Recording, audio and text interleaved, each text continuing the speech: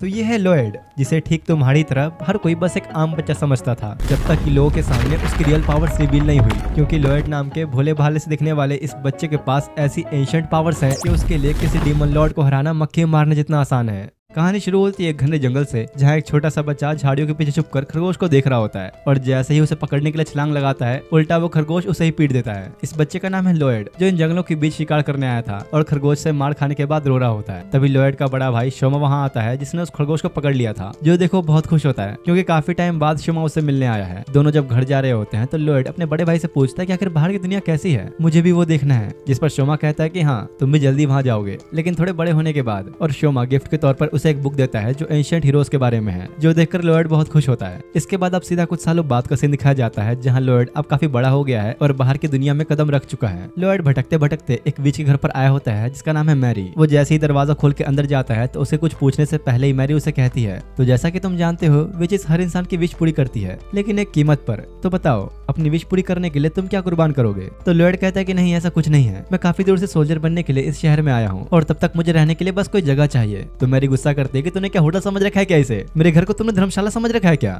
Lloyd कहता है कि शायद आपने मुझे पहचाना नहीं, मैं क्लोन विलेज से हूँ और मेरी विलेज चीफ का नाम है अलका। और ये बताते हुए लॉयड एक बॉल को वहाँ रख देता है, जिसे देखकर मैरी की बुरी तरह फट जाती है, क्योंकि उस बॉल के अंदर से क्लोन विलेज की चीफ अलका बाहर आती है, जो असल में पहले मैरी की मास्टर हुआ करती थी। अलका उसे कहती है कि डरो मत, ये तो बस एक प्रोजेक्शन है, मैं यहाँ थोड़ी ना हूँ। तो मैरी गुस्से में आके उसे गाली देने लग जाती है। वैसे मैं बता दूं क्या कि मैंने झूठ बोला? जो सुनते ही मैरी डर के मारे अपना सर झुका लेती है। अलका कहती है कि देखो, अब तुम्हें अच्छा लगे या ना लगे, लेकिन लॉयड अब से यही रहेगा, उसे कोई परेशानी नहीं होनी चाहिए, और अभी जो तुमने मेरे साथ किया उसकी सजा के तौर पर तुम्हें मिलता है एक दिन का बैड लक। मैरी बताती है कि अलका जैसी विचेस एंशिएंट टाइम से इस दुनिया में है, इनके पास इतनी ताकत होती है कि चाहे तो एक पल में ही पूरे वर्ल्ड को तबाह कर दे। इन सब एंशिएंट विचेस की एक अलग ही सिविलाइजेशन है। अलका के जाते ही मैरी पूरा गुस्सा उस बॉल पे उतारते हुए भर भर के गालियां देने लगती है, लेकिन अब बेचारी कुछ कर नहीं सकती। जब तक लॉयड सोल्जर बनने का फाइनल एग्जाम क्लियर नहीं कर देता, वो यहीं रहेगा। लेकिन कहीं ना कहीं मैरी को लॉयड बहुत प्यारा भी लग रहा होता है। इतने में पीछे से अलका आ जाती है और अपने सीनियर की इज्जत न करने के लिए बेचारी मैरी को दोबारा बैड लक का श्राप देकर चली जाती है।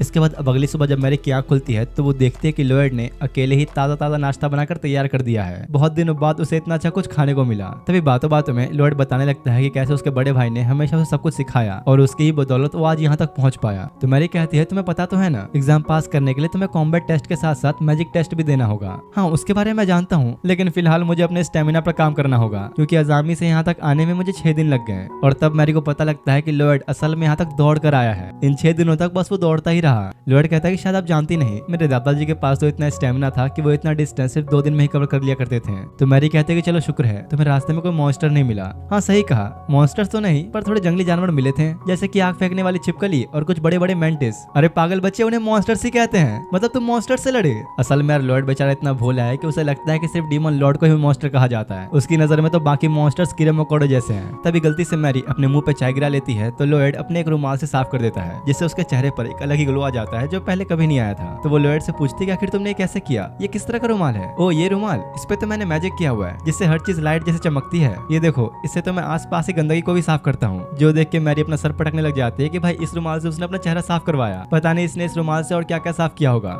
जिसके बाद अब लॉयड सिटी में आता है, जहाँ पर आसपास काफी सारे लोग होते हैं। वहीं कुछ लोगों की बातें सुन के उसे ये पता लगता है कि थोड़े दिन बाद एक फेस्टिवल आने वाला है। इसमें वो लोग भी शामिल होंगे जो मिलिट्री एकेडमी में हिस्सा लेने आए हैं, और तो और उनमें से कईयों के पास तो खतरनाक मॉन्स्टर्स भी हैं। दूसरी तरफ सिटी में ही एक लड़की को दिखाया जाता है जो कि अपना चेहरा छुपाए हुए घूम रही होती है कि तभी एक सोल्जर से टकरा जाती है, जो शायद उसे पहले से जानता था, और कहता है कि तुम वही बेल्ट प्रिंसेस हो ना, तुम्हें भला इस शहर में आके एक सोल्जर बनने की क्या जरूरत पड़ गई? लेकिन वो लड़की बिना कुछ बोले चुपचाप चली जाती है, और जैसे ही खुद को छुपाने के लिए गली में आती है, एक जायंट मेंटिस एकदम से उस पर झपट पड़ता है, जिसे वो रोक भी नहीं पाती। और इससे पहले कि वो मॉन्स्टर उसे अपना खाना बनाता, लॉयड की एंट्री होती है और बस एक सेकंड में ही उसे मसल के आसमान में फेंक देता है। लॉयड उसे उठाते हुए पूछता है कि तुम ठीक तो हो ना, चोट तो नहीं लगी? और उसके चेहरे को अपने रुमाल से साफ करता है, लेकिन किसी वजह से वो अपनी पहचान छुपाते हुए मुंह ढक लेती है और अपना नाम सेलन बताती है। लॉयड थोड़ी जल्दी में था, तो बस अपना नाम बता के छतों पर कूदते हुए निकल जाता है, और देख के ऐसा लगता है कि सेलन लॉयड को पसंद करने लगी है, क्योंकि आज तक किसी ने भी उसे इतने अच्छे से ट्रीट नहीं किया था। दरअसल सेलन एक वर्ल्ड प्रिंसेस है, जिसे एक कर्ज की वजह से हमेशा अपने चेहरे के ऊपर एक कपड़ा बांधे रखना पड़ता है। उसके कर्ज की वजह से सभी लोग उसे काफी बुरा भला भी कहते हैं। और एक दिन जब सेलन के फादर ने एक मैजिशियन से इलाज कराना चाहा, तो उस मैजिशियन ने भी इसका इलाज करने से मना कर दिया, लेकिन उसने एक भविष्यवाणी की कि एक दिन जरूर कोई ऐसा आएगा जो सेलन को इस कर्ज से छुटकारा दिलाएगा।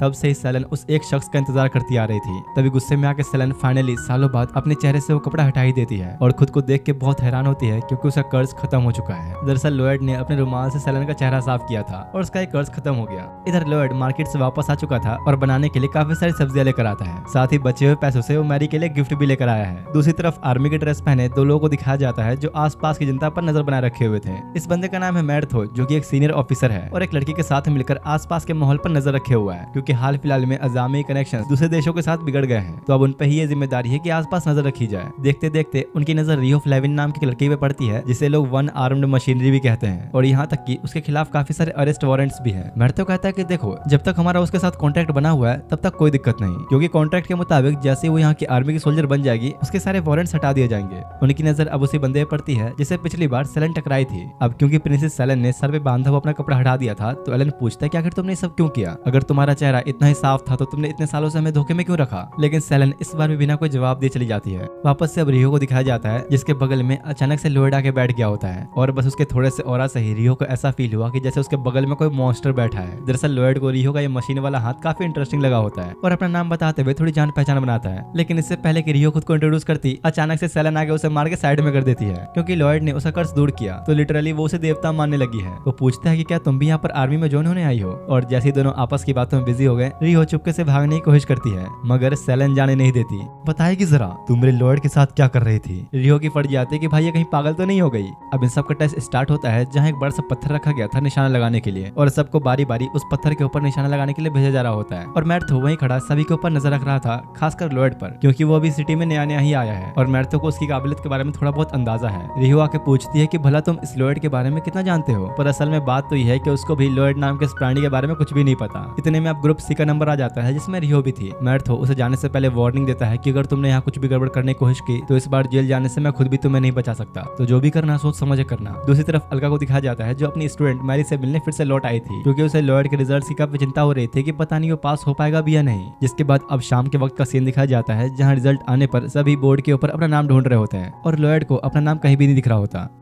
अगले दिन अब जो भी लोग सिलेक्ट हुए थे वो क्लास में बैठे होते हैं, सिर्फ लॉयड को छोड़कर। मैर्थो को भी जब पता लगता है कि लॉयड फेल हो चुका है तो वो काफी परेशान हो जाता है क्योंकि उसके हिसाब से ऐसा होना बिल्कुल नामुमकिन है। कॉलिन कहती है कि तुम पागल तो नहीं हो गए, सबका ध्यान क्यों भटका रहे हो? यहाँ हमारे ऊपर इतने सारे देशों का खतरा मंडरा रहा है, पता नहीं कब कौन हम पे हमला कर दे। दरअसल यार मैर्थो इतना परेशान इसलिए हो रहा था क्योंकि उसे लॉयड की पावर के बारे में अंदाजा है कि वो बच्चा क्या कर सकता है। वो अच्छी तरह से इस बात को जानता था कि लॉयड का आर्मी में होना कितना जरूरी है। तभी कॉलिन सभी से कहते हैं कि अभी हमारे लिए सबसे बड़ी परेशानी है प्रिंसेस मारिया, वो काफी टाइम से गायब है, तो जो कोई भी प्रिंसेस मारिया को ढूंढेगा उसे एक धमाकेदार इनाम दिया जाएगा। दूसरी तरफ लॉयड को दिखाया जाता है जो अपने फेल होने की वजह से काफी परेशान था और सोच रहा होता है कि शायद मुझ में ही कोई कमी रह गई होगी, मुझे और सीखने की जरूरत है। चलते चलते उसे एक रेस्टोरेंट के बाहर जॉब के लिए पोस्टर लगा दिखता है तो लॉयड थोड़ा सोचने के बाद काम मांगने जैसे ही अंदर गया, वहाँ का मालिक अचानक से उसके ऊपर हमला कर देता है जिससे लॉयड बड़ी आसानी से बच गया। उसका ऑरा इतना पावरफुल होता है कि रेस्टोरेंट के मालिक की देख के ही फट जाती है कि आखिर बच्चा है क्या ये कोई मॉन्स्टर है? देखिए आप गलत समझ रहे हैं, मैं कोई चोर नहीं, बस पार्ट टाइम काम की तलाश में यहाँ आया हूँ, तो क्या मुझे कोई काम मिल सकता है? लेकिन उस आदमी को लॉयड पर शक होने लगता है कि कहीं ये किसी गैंग का मेंबर तो नहीं और कहता है कि चलो ठीक है, अगर तुम्हें काम चाहिए तो मुझे दिखाओ कि तुम क्या कर सकते हो। जो सुन अब लॉयड एक डिश बनाने की सोचता है और जिस अंदाज में वो सब्जियों को लेकर काट रहा था, भाई सालों का एक्सपीरियंस लग जाता लोगों को ये सीखने में। उस आदमी के पूछने पर लॉयड बताता है कि मैं यहाँ सोल्जर बनने आया था लेकिन कल हुए एग्जाम में मैं ऑलरेडी फेल हो चुका हूँ और मैं खाली हाथ अपने घर वापस लौटना नहीं चाहता, इसलिए मैंने फैसला किया है दोबारा से एग्जाम की तैयारी करने का। उसकी बातें सुनकर और उसकी काबिलियत को देखते हुए रेस्टोरेंट का मालिक समझ जाता है कि ये कोई नॉर्मल बच्चा तो नहीं, तो जरूर कोई ना कोई इसे ढूंढ रहा होगा। इधर मैर्थो, सेलन और रियो क्लास के बीच लॉयड के आंसर शीट देखने में लगे होते हैं कि आखिर वो फेल क्यों हुआ। तो कॉलिन फिर से मैर्थो को रख के देती है कि क्या तुझे यही टाइम मिला सब करने को? और यहाँ पर इनकी बातों से पता लगता है कि असल में लॉयड फिजिकल टेस्ट में फेल नहीं हुआ, बस रिटन टेस्ट में हुआ है क्योंकि उसने आंसर्स की जगह अजीब अजीब सी ड्रॉइंग्स बना रखी थी। अब कॉलिन जब उसकी ड्रॉइंग्स और आंसर शीट को अच्छे से देखती है तो उसे अपनी आंखों पर यकीन ही नहीं होता क्योंकि जो लॉयड ने बनाए थे वो एंशिएंट कैरेक्टर्स हैं और इन्हें बनाना सबके बस की बात नहीं होती। यहाँ रेस्टोरेंट के अंदर बैठे लॉयड को दिखाया जाता है जिसने अपनी डिश बनाकर रेडी कर दिया था और रेस्टोरेंट के मालिक को टेस्ट करने के लिए देता है, लेकिन उसकी तो अलग ही सोच के फट रही होती है कहीं इसने कोई जहर तो नहीं मिलाया हुआ। इधर अब रियो कॉलिन से उन कैरेक्टर्स के बारे में पूछती है तो बताती है कि एक बहुत ही प्राचीन लिखाई है जो शब्दों के साथ साथ तुम्हारी मैजिकल पावर्स को भी दर्शाती है। कॉलिन मैर्थो से पूछती है कि तुमने उसके एग्जामिनर से पूछा तो था ना कि वो फेल कैसे हुआ?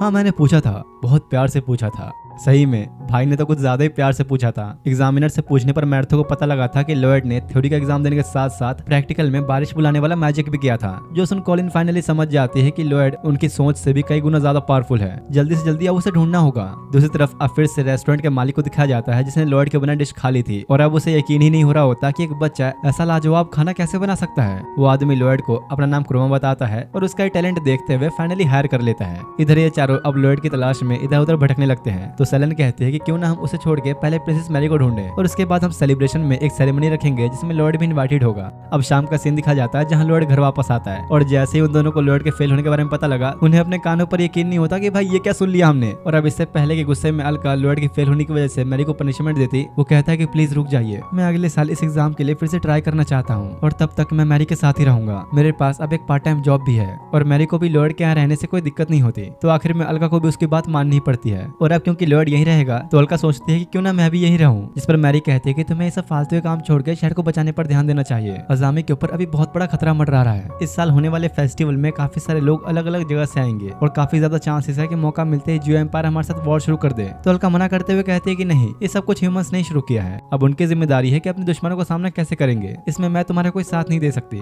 मैरी अलका को मनाने की काफी कोशिश करती है पर आखिर तक वो नहीं मानती और उल्टा वार्निंग देकर चली जाती है कि अगर तुमने लॉयड को इन सब में घसीटा तो तुम्हारा एक किंगडम बचेगा नहीं। अलका वापस जा ही रही होती है कि तभी मैरी उसे गाली देने लग जाती है जो उसने सुन लिया और फिर से मैरी को एक कर्ज दे देती है। गुस्से में आके मैरी अलका के उस मैजिकल बॉल को जिसमें अलका रहती है उसे कुएं में फेंक देती है। अगले दिन रिहो और मैर्थो को दिखाया जाता है जो उसी रेस्टोरेंट में बैठे होते हैं जहां अपना लॉयड पार्ट टाइम काम करता है और वो लोग अभी लॉयड की खोज में ही थे जहां सेलन हर जगह पागलों की तरह से ढूंढने में लगी है। तभी उन दोनों की नजर आसपास के माहौल के ऊपर पड़ती है जो बाकी दोनों कंपैरिजन में काफी अलग है। हर जगह अच्छी तरह से साफ है और लोगों की भीड़ भी है। ये कैसे हो सकता है, कुछ तो गड़बड़ है। इस खड़ूस बुढ़े को कोई नया नमूना मिला है क्या? अब जैसे ही वो दोनों खाना टेस्ट करते हैं मैर्थो को तो यकीन नहीं होता कि इस गोबर जैसी जगह पे इतना अच्छा खाना कैसे बन सकता है और पूछता है कि भला आखिर तुमने काम पे किसे रखा है। इतने में तभी लॉयड खाना लेकर वहां आ जाता है जो देख के दोनों का ही होश उड़ जाते हैं कि भाई ये यहाँ क्या कर रहा है। अबे बुढ़े साले, तुझे पता भी है कि तू किससे काम करवा रहा है? ये बच्चा कौन है और कहाँ से आया, पता है तुझे? नहीं, मुझे तो नहीं पता। हाँ सही कहा, मुझे भी नहीं पता। इन लोगों को आपस में लड़वा के लॉयड बाहर आ जाता है जहाँ रास्ते में उसे मैरी दिखती है और कुछ लोग उसका पीछा कर रहे होते हैं। दूसरी तरफ सेलन को दिखाया जाता है जहाँ उसने एक आदमी के छाती के बाल खींच डाले थे क्योंकि वो उसे लॉयड को ढूंढने से रोक रहा था। लिटरली भाई क्या हाल कर दिया उस आदमी का। उसकी ये हरकत देखकर एलन काफी गुस्सा होता है और स्वॉर्ड निकाल लेता है सजा देने के लिए। अगर तुम्हें लड़ाई एक सही रास्ता दिख रहा है तो ठीक है, मैं भी रेडी हूँ। लेकिन जैसे ही अब वो अटैक करने के लिए आगे बढ़ता है सेलन की बेल्ट उसे प्रोटेक्ट करते हुए एलन के स्वॉर्ड को दूर फेंक देती है और ये उसके साथ पहली बार हुआ था तो इसलिए सेलन को लगता है कि ये भी उसके प्यारे देवता का करिश्मा है। तभी अचानक घूमते घूमते लॉयड भी वहां जाता है जो देख सेलन का दिल गार्डन हो गया और एलन से कहते हैं कि आप मेरी जगह मेरे होने वाले पति देव तुमसे लड़ेंगे। इतने में मैर्थो भी वहां पर आ गया होता है और पूछता है कि क्या तुम सही में लॉयड से लड़ने वाले हो? तो एलन मना करते हुए कहता है कि नहीं, आम लोगों से लड़ना मेरी शान के खिलाफ है। तो मैर्थो धमकाते उसे कहता है कि तुम्हें लड़ाई लड़नी होगी, चुपचाप जाके लड़ो उससे। और जब कॉलिन को पता लगता है कि इसी बच्चे का नाम लॉयड है तो वो भी इस फाइट के फुल सपोर्ट में आ जाती है क्योंकि अभी ये सब लॉयड की असली स्ट्रेंथ देखना चाह रहे होते हैं। एलन को लग रहा था कि शायद मैर्थो उसका टेस्ट लेना चाह रहा है और लॉयड को एक बच्चा समझते हुए कहता है कि देखो मैं तुम्हें एक एडवांटेज देता हूँ, तुम पहला पंच मुझे मार सकते हो। और लॉयड ने भी अपना पंच रेडी कर लिया होता है जो देख उन सबकी फट जाती है कि भाई एलन तो गया काम से। लेकिन जैसे ही अब उसने पंच करने की कोशिश की एक बड़ा सा तेज तूफान आ जाता है और लॉयड सबकी नजरों के बीच से वहीं गायब हो जाता है क्योंकि मैरी उसे उठा ले गई। वो लॉयड को साइड मिला के डांटती है कि आखिर तुम लड़ने कैसे लगे, इसकी परमिशन ली तुमने मुझसे?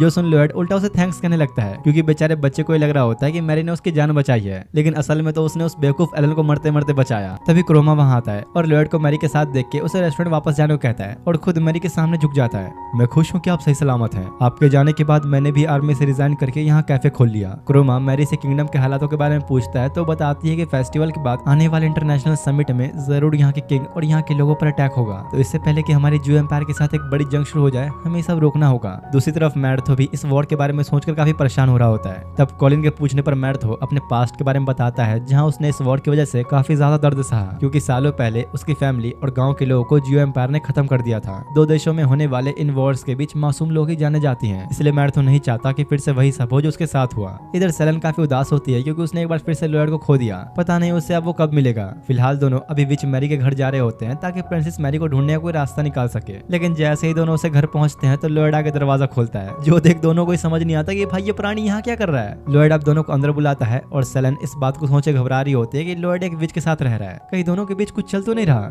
अरे नहीं नहीं, मुझे अपने जानू पे पूरा भरोसा है, हमारा रिश्ता 7 जन्मों का है। इतने में अब लॉयड दोनों के लिए गरम गरम चाय लेकर आता है और तब रिहो को समझ में आता है कि इस पागल लड़की ने तो लॉयड को अपना भगवान ही मान लिया है। इसी बीच मैरी घर में आती है और लॉयड से पूछती खाना तैयार है कि नहीं, और बच्चों जैसी हरकतें करते हुए आगे सोफे पे लेट जाती है। लेकिन उसे पता ही नहीं था कि रिहो और सेलेन भी घर पे आए हुए हैं। बेचारी मैरी की इज्जत का फालूदा हो जाता है। लॉयड मैरी को उन दोनों से इंट्रोड्यूस करवाता है, पर सेलेन का तो मैरी को देख के अलग ही खून खोल रहा था। वो अब लॉयड को कॉफी बनाने के लिए भेज देती है और उन दोनों से यहाँ आने की वजह पूछती है। तो रिहो गायब हुई प्रिंसेस का फोटो दिखाते हुए बताते हैं कि हम इनकी तलाश में हैं। लेकिन प्रिंसेस का चेहरा तो बिल्कुल मैरी जैसा दिख रहा होता है, जो देख उसके पसीने छूटने लग जाते हैं। और यहाँ पता लगता है कि प्रिंसेस मारिया असल में और कोई नहीं बल्कि मैरी ही है। हालांकि उसने अब तक किसी को रिवील नहीं किया, इसलिए रिहो को भी शक होने लगता है। लेकिन सेलेन को इस तरह उदास देख के मैरी को काफी बुरा लगता है और उसे लगता है कि शायद मैं इनके साथ ठीक नहीं कर रही, मुझे असली बात बता देनी चाहिए। पर सेलेन को तो इस बात में जानने में इंटरेस्ट होता है कि आखिर मैरी और लॉयड का रिश्ता क्या है, जो सुन रिहो का दिमाग खराब हो जाता है कि भाई पागल लड़की है क्या। उससे और ज्यादा सब्र नहीं होता, तो मैरी से खुद ही पूछ लेती कि आखिर तुम हो कौन और यहाँ कर क्या रही हो। अब इससे पहले कि मैरी उन लोगों को सच बताती, लॉयड कॉफी लेकर आ जाता है और कहता है कि मिस मैरी, मैं अच्छी तरह से जानता हूँ कि आप कौन हैं। आप हो इस किंगडम के सेवियर जिसने हमेशा हमें बचाया। दरअसल भोला भाला लॉयड मैरी को कोई अंडरकवर एजेंट समझ रहा था, जो सभी की नजरों से छुपकर अपनी लड़ाई लड़ रही है। मैरी भी सोचती कि भाई ये कब हुआ। वैसे तो लॉयड की बात उसके सर के ऊपर से जा रही थी, पर खुद को बचाने के लिए वो भी एक्टिंग करने लग जाती है।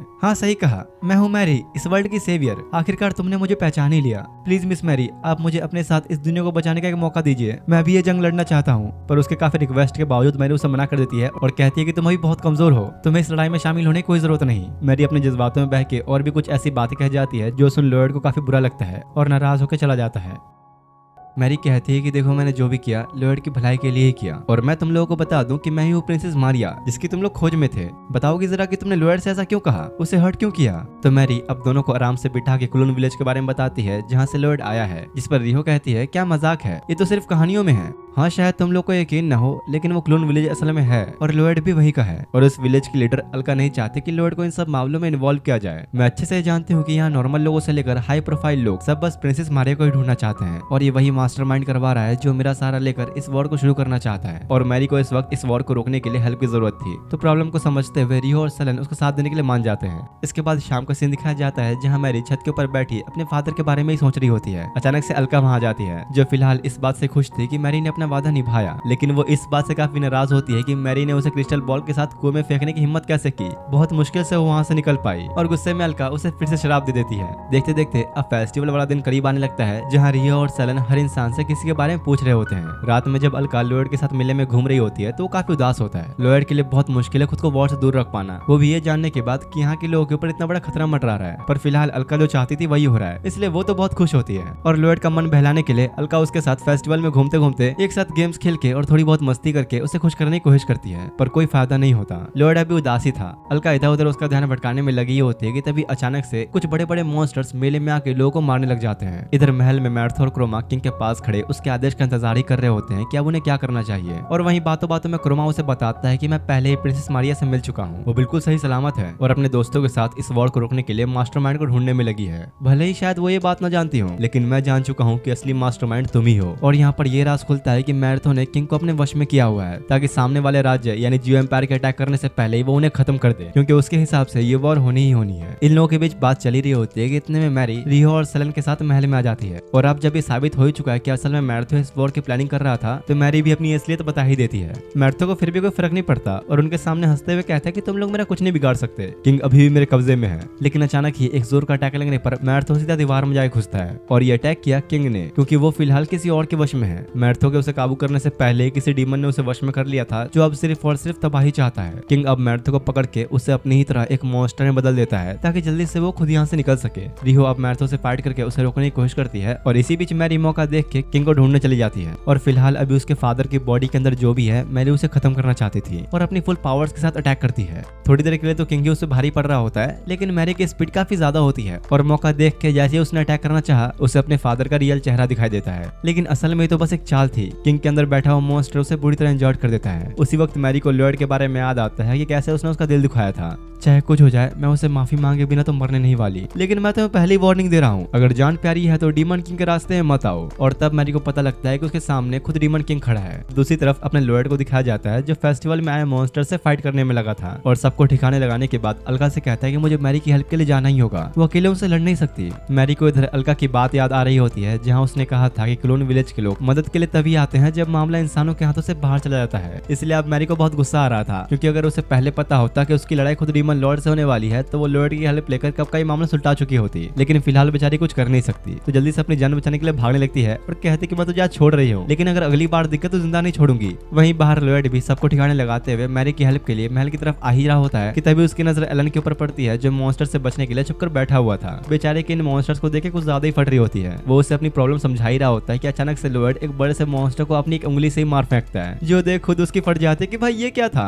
एलन को तब रियलाइज होता है कि लॉयड जैसा एक छोटा सा बच्चा अगर राज्य को बचाने के लिए लड़ सकता है तो उसके लिए पीछे हटना कितनी बेशर्मी वाली बात होगी। इसलिए अपने अंदर कॉन्फिडेंस जगा के एलन उन मॉन्स्टर से लड़ने चला जाता है। वहीं तभी ऊपर आसमान में एक बड़ा सा मैजिकल सर्कल पूरे शहर को घेर लेता है जिसे अलका ने बनाया था। तुम सब ने मेरे फेस्टिवल को बर्बाद कर दिया, इसकी कीमत तो चुकानी होगी, और अपने बस एक ही अटैक से सारे मॉन्स्टर्स को खत्म करने लग जाती है। दूसरी तरफ यहाँ मैर्थो के मॉन्स्टर वाले रूप ने सबको इस जगह पर रोक के रखा हुआ था। रियो कहती है कि अब तो हमें लॉर्ड को बुलाना ही होगा, उसके बिना हम जीत नहीं सकते। हाँ तुमने सही कहा। और सेलन ये कहते हुए खुद मैर्थो के सामने चली जाती है। मुझे पता है वो जरूर आएगा क्योंकि अब मैं जो खतरे में हूँ। मैर्थो जैसे उस पर अटैक करने की कोशिश करता है सेलन की बेल्ट रोक लेती है जो देख वो अजीब ही तरह से खुश हो रही थी क्योंकि उसे लग रहा था कि ये भी लॉर्ड की वजह से ही हो रहा है, पर फिलहाल वो किसी तरह मैर्थो को बिजी रख रही थी। तो रियो लॉर्ड को बुलाने की सोचती है लेकिन इतने में वो खुद ही आ जाता है। सेलन खुशी के मारे उसे गले लगाने के लिए आगे बढ़ती है पर अपना सख्त लौंडा बिल्कुल ही इग्नोर मारते हुए क्रोमा के पास जाकर उसके हाल चाल लेने लगता है। अरे सर जी ठीक तो हो ना आप, कहीं चोट तो नहीं लगी? लॉर्ड को जब सिचुएशन समझ में आती है तो मैर्थो सवाल करना शुरू हो जाता है कि आखिर तुम ये सब कर क्यों रहे हो, तुम तो एक सोल्जर हो ना, तो ये सब क्यों? और लिटरली लॉर्ड की बस एक ही उंगली काफी होती है मैर्थो को धूल चटाने के लिए। लॉर्ड उसे समझा के पहले जैसा करने की कोशिश करता है पर कोई फायदा नहीं। मैर्थो दोबारा से अटैक करने आगे बढ़ता है तो बदले में लॉर्ड उस पर अपना सर दे मारता है और बस इतने सही मैर्थो को शरीर से आत्मा बाहर आ जाती है। तभी जल्दी से लॉर्ड उसे बचाने जाने ही लगा कि इतने में मैरी खुद ही भागते हुए वहां जाती है। पहले तो उसने खुद ही लॉर्ड को दूर रहने के लिए कहा था लेकिन फिलहाल उसकी जान सिर्फ वही बचा सकता है। इतने में पीछे से वो डीमन लॉर्ड भी आ गया। लॉर्ड कहता है कि अरे अंकल आप यहाँ क्या कर रहे हो, यहाँ बहुत ही खतरा है, आपको चले जाना चाहिए। बेचारे को डीमन लॉर्ड अंकल जी दिख रहे होते हैं। तो मैरी अब सबको किंग के ऊपर काबू किए गए डीमन लॉर्ड की असली सच्चाई बताती है जो सिर्फ और सिर्फ तबाही चाहता है। अरे देखो ये कितना भद्दा दिखता है और ऊपर से कितनी बदबू भरी है इसकी बॉडी में। मेरे प्यारे लॉर्ड क्या तुम इसे साफ कर सकते हो? तो भोला भाला बच्चा ऐसा ही करता है, अपने मैजिकल रुमाल से उसे अच्छे से साफ कर देता है और मैरी भी यही चाहती थी। डीमन लॉर्ड भी जाते हुए कहता है कि भाई ये क्या हुआ मेरे साथ? पूरी एनिमे हिस्ट्री में किसी भी डीमन लॉर्ड का ऐसा शर्मनाक अंत नहीं हुआ होगा। लॉर्ड अब उसे रुमाल से मैरी के हाथ घाव को ठीक कर देता है जो देख वो भी उससे माफी मांगते हुए गले लग जाती है। अगली सुबह अब फेस्टिवल की तैयारियों के साथ शुरू होती है और वहीं शहर में घूमते हुए लॉर्ड की नजर अपने बड़े भाई शोमा पर जाती है जो काफी टाइम बाद उससे मिलने आया है। शोमा लॉर्ड की तारीफ करते हुए कहता है कि क्या बात है मेरे भाई, तुमने इतनी छोटी सी उम्र में एक डीमन लॉर्ड को हरा दिया। दरअसल यार शोमा अजामी में अपने कुछ सवालों के जवाब पता करने आया है जो तुम्हें आगे पता लगेगा। तभी आपस में बातें करते हुए उन दोनों की नजर अलका पे जाती है जो देख शोमा जल्दी से निकल लिया और जब अलका को ये बात पता लगती है कि शोमा यहाँ आया है तो उसे कुछ शक होने लगता है। दूसरी तरफ मैर्थो को दिखाया जाता है जहां उसके पीछे जंगलों में एक बड़ा सा मॉन्स्टर टाइप खरगोश पड़ा होता है। बेचारा किसी तरह उससे बचते बचाते भाग ही रहा होता है कि तभी अलका आके उसे खत्म कर देती है। जिसके बाद अलका मैर्थो को गेहूं के खेतों के पास लेकर आती है जो उसने खुद उगाए थे। इन्हीं सब फसलों को देखकर अलका सालों से जरूरतमंदों की मदद करते आ रही है। तभी मैर्थो को अपने बचपन की एक बात याद आती है जहाँ कोई मसीहा आकर उनके गाँव में हमेशा राशन का सामान देकर जाया करता था। शायद वो और कोई नहीं बल्कि अलका ही थी। देखो मैं अच्छी तरह जानती हूँ किस तरह तुमने जंग शुरू करने की कोशिश की, तो अब किसी न किसी को तो तुम्हें सजा देनी ही होगी। तुम्हें अब यहीं रहकर इन सारे फसलों की देखभाल करनी होगी। जिसके बाद अलका जब घर वापस लौटती है तो लॉर्ड को कपड़े बदलते हुए देखने लगती है जो चीज मैरी को बिल्कुल ही पसंद नहीं आती और उसे उठा के बाहर फेंक देती है। अलका पूछती है कि तुम अब तक महल वापस क्यों नहीं गई, क्योंकि अब तो तुम्हारे फादर भी ठीक हो चुके हैं। जिस पर मैरी मना करते हुए कहती है कि नहीं मैं यही रहना चाहती हूँ। कुछ देर बाद लॉर्ड सोल्जर की ड्रेस पहन के अपने कमरे से बाहर निकलता है जो देख अलका का तो जैसे उस पर दिल ही आ गया। इतने में बाहर सेलन और रिहो भी आते हैं और इससे पहले कि सेलन अपने जाने मन को इस ड्रेस में देखकर उसकी तारीफ करती लॉर्ड उन्हें अपनी विलेज चीफ अलका से मिलाता है जो देख दोनों आपस में ही लॉर्ड के लिए लड़ने लगते हैं। और मैं बता दूं कि यहाँ पर लॉर्ड ने सोल्जर की ड्रेस इसलिए पहनी है क्योंकि डीमन लॉर्ड को हराने के बाद उसे एकेडमी में एडमिशन मिल चुका है। जिसके बाद अब अगले दिन रात का सीन दिखाया जाता है जहाँ लॉर्ड, मैरी और क्रोमा एक साथ कहीं जा रहे होते हैं। वो लोग एक विलेज में पहुंचते हैं जहाँ मैरी लॉर्ड को कचरा उठाने के बहाने लेकर आई थी क्योंकि यहाँ पर एक मैजिकल होली स्वॉर्ड जमीन के अंदर गड़ी हुई है। मैरी बताती है कि एक भविष्यवाणी के मुताबिक जो कोई भी इस स्वॉर्ड को निकाल सकेगा उसके पास इस दुनिया पर राज करने की ताकत होगी। और लॉर्ड तो उस स्वॉर्ड को ऐसा निकाल देता जैसे वो कोई खिलौना हो जो देख उस विलेज चीफ का मुंह खुला खुला रह जाता है क्योंकि वो काफी सालों से इस स्वॉर्ड को टूरिस्ट को दिखाकर पैसे कमा रहा था। और इसलिए मैरी भी कचरा उठाने के बहाने लॉर्ड को इस विलेज में लेकर आई थी ताकि वो स्वॉर्ड को निकाल दे। क्रोमा पूछती पूछता है कि अब हमें भला इस होली स्वॉर्ड का करना क्या है। देखो इस जैसे स्वॉर्ड की और भी कॉपीज बनाई जा सकती हैं लोगों को बेवकूफ बनाने के लिए, तो अब तुम्हारा काम है इसे पब्लिक में दिखाकर साबित करना कि यह इसलिए स्वॉर्ड थी। अगली सुबह एकेडमी का सीन दिखाया जाता है जहाँ सबकी ट्रेनिंग चल रही थी और लॉयड की ऐसी स्पीड देख के सबकी फट जाती है कि भाई ये बंदा क्या खा के आया है। थक हार के अपनी ट्रेनिंग खत्म करके सब क्लासेस में पहुंचते हैं जहाँ कॉलिन उन्हें बताते हैं कुछ दिनों में इंटर स्कूल लीग कॉम्पिटिशन होने वाला है जहाँ हमें कम्पीट करना होगा रॉकजो मैजिक स्कूल के साथ। तो अब से कोई पढ़ाई लिखाई नहीं होने वाली, हम सिर्फ प्रैक्टिकल पे ध्यान देंगे। लॉयड के पूछने पर एलन बताता है कि दरअसल ये इंटर स्कूल लीग कॉम्पिटिशन हर साल होता है और हमारी एकेडमी पिछले 3 सालों से हारती ही आ रही है। अब इनकी ट्रेनिंग शुरू होती है जहाँ एक स्टैचू के ऊपर उन्हें फ्लेम अटैक करना है। सेलन और रियो तो काफी अच्छा करते हैं, पर जब लॉयड की बारी आए तो वो अपने स्पेल्स ठीक से बोल ही नहीं पाता और आसपास की जगह को ही पूरा बर्बाद कर देता है। जिसके बाद कॉलिन अब सबको एक बार फिर से मौका देती है जहां उन्हें स्टैचू के ऊपर विंड अटैक करना है और लॉयड के अटैक करने से पहले सब कुछ सही चल रहा था, वो तो बस एक बार में ही पूरे स्टैचू को टुकड़ों में बदल देता है, जो देख बेचारी कॉलिन की हालत कुछ ऐसी हो जाती है। तभी सेलन कॉलिन से आके पूछती है क्या तुम मुझे हीलिंग मैजिक सिखा सकती हो, जिस पर रियो कहते कि नहीं बेटा रहने दे, ये सीखना कोई हलवा नहीं है, कई सारे लोग तो आधे पर इसे छोड़ देते हैं, तो अगर ये हीलिंग मैजिक सीखना इतना ही मुश्किल है तो मैं जरूर सीखना चाहूंगा इसे। लेकिन हीलिंग मैजिक सिखाने के लिए भी उन्हें ऐसा कोई चाहिए जिसे चोट लगी हो, तो अब बेचारे एलन को ही बलि का बकरा बनाया जाता है। अरे चिंता मत करो, ज्यादा से ज्यादा बस तुम्हारे हाथ पैर ही टूटेंगे। इधर मैरी जब घर पर चाय पी रही होती हैं तो अचानक 2 लड़कियां अंदर आ जाती हैं और अपने बारे में बताते हुए कहते हैं कि हम किनॉन सिस्टर्स, मेरा नाम है मीना और ये है मेरी छोटी बहन फाइलो जो बस दिखती मुझसे बड़ी है। दरअसल ये दोनों रॉकजो मैजिक स्कूल के स्टूडेंट्स हैं और यहाँ रियो की तलाश में आई थी। इतने में दरवाजा खोलकर अंदर लॉयड आता है जो देख फाइलो उसे एक जोरदार लात मारती है, पर उसे तो घंटा कुछ फर्क नहीं पड़ता। लॉयड को लगता है कि शायद ये कोई मुक्की मारने की कोशिश कर रही थी, जो देख फाइलो उसकी पावर से बहुत इंप्रेस हो गई और मैरी से कहते कि प्लीज मुझे रहने दो, तुम जो कहोगी मैं वो करूंगी। वो तो लॉयड की नौकरानी बनने को भी तैयार थी, पर मैरी को उसकी हरकतें पसंद नहीं आती और दोनों को लात मार के बाहर फेंक देती है। आप चिंता मत करिए, मुझे कुछ नहीं हुआ, फिलहाल मुझे भी खाना बनाने पे ध्यान देना है। जो सुन मैरी ने सुकून की सांस ली ही थी कि पीछे से अलका आ जाती है। अरे मैंने सुना है कि तुम लॉयड के साथ होली स्वॉर्ड वाले विलेज में गई थी, आखिर तुम्हारी हिम्मत कैसे हुई मुझे छोड़ के अकेले लॉयड के साथ घूमने चली गई। और अलका मैरी को श्राप देकर उसे तितली के रूप में बदल देती है। अगले दिन अब अजामी एकेडमी को दिखाया जाता है जहाँ सब बच्चे ट्रेनिंग कर रहे थे। रियो कॉलिन से पूछती है कि भला तुम इस कंपटीशन के लिए इतने जोश में क्यों हो। इसलिए क्योंकि मुझे उस स्नेक वुमेन को हराना है, इस बार फिर से मैं हारना नहीं चाहती। तभी वही स्नेक वुमेन वहाँ जाती है जिसकी अभी कॉलिन बात कर रही थी और उसके साथ दोनों कैनॉन सिस्टर्स भी होती हैं और इस लेडी का नाम है रियोल जो रॉकजो मैजिक स्कूल से है। यहाँ पता लगता है कि असल में रियोल रियो की पुरानी क्लासमेट थी जो पॉलिटिक्स की गंदी चालों को चल के बस लोगों को अपने रास्ते से हटाना जानती है। ऐसी चालें चल के वो आज हेड मास्टर की पोजीशन तक पहुंच चुकी है। रियोल यहाँ रियो को अपनी बातों में भड़काते हुए अपने साथ करने की कोशिश करती है पर कर नहीं पाती। और इधर फाइलो का तो लॉयड के साथ अलग ही चल रहा था, जो देख सेलन पागल हो जाती है कि आखिर मेरे लॉयड को इसने हाथ कैसे लगाया।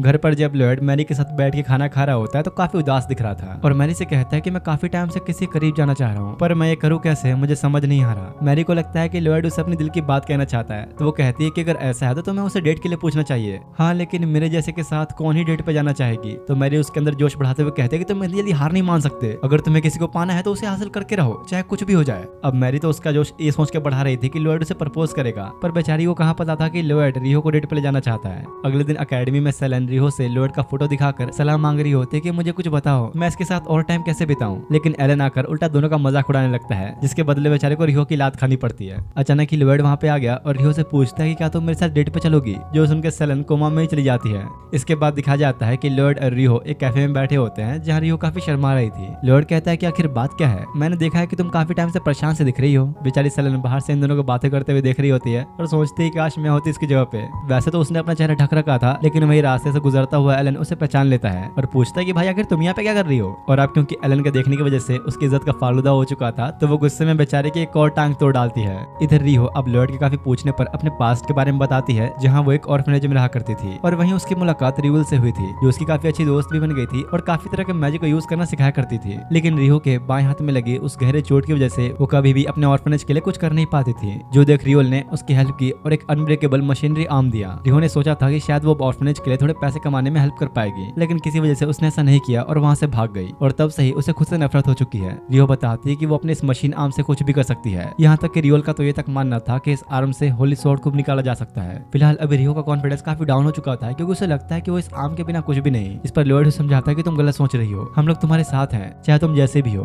अगले दिन रियोल की टीम और लॉयड की टीम के बीच एक प्रैक्टिस मैच होने वाला होता है जहाँ कैनोन सिस्टर्स फाइट करेंगे सेलन और रिहो से। अब इससे पहले कि मैच शुरू होता ऊपर से उन्हें एक लड़की की आवाज आती है जिसका नाम है मिनोको, सेकेंड ईयर की हेड। देखो अगर यहाँ कोई मैच होने वाला है तो मैं इस लोएड नाम के बच्चे से लड़ना चाहूंगी। काफी सुना है मैंने तुम्हारे बारे में। लेकिन लोएड से फाइट करने से पहले अपनी पावर्स का एक नमूना दिखाने के लिए मिनोको फाइलो से फाइट करती है। उसने अपना मैजिकल अटैक करने की कोशिश तो की, लेकिन फाइलो के बस एक ही काउंटर अटैक से मिनोको वही ढेर हो जाती है। अरे तुम ठीक तो हो ना, दूर हटो, तुम जैसे कमजोर का सहारा नहीं चाहिए मुझे। अब शाम के वक्त दिखाया जाता है जहाँ मिनोको मैरी से मिलने आती है और देख के ऐसा लग रहा था कि दोनों एक दूसरे को पहले से जानते हैं। फिलहाल मिनोको उस फाइट के दौरान लगी चोट को ठीक कराने आई थी। तो मैरी पूछती है कि आखिर तुम आजकल कर क्या रही हो, पहले तो यहाँ रोज आया करती थी। इतने में लोएड भी वहीं आ गया और मिनोको को पहचान लेता है, लेकिन मैरी तो उसके आते ही किचन में ले जाती है कि चल बेटा खाना बना। अगर हल्का को पता लग गया कि मैरी ने लोएड को अपना नौकरी बना रखा है तो वो तो गई। लोएड के आते ही मैरी सिर्फ उस पर ध्यान देने लगी थी, जो बात मिनोको को अच्छी नहीं लगती, और चुपचाप उठ के चली जाती है। अगले दिन inter school league competition start होता है जहां मैच शुरू होने से पहले ही रियोल और रिहो के बीच पुरानी बातों को लेकर काफी बहसबाजी होती है। तब क्रोमा सबको इस कंपटीशन का इनाम दिखाता है जो कि है वही होली स्वॉर्ड,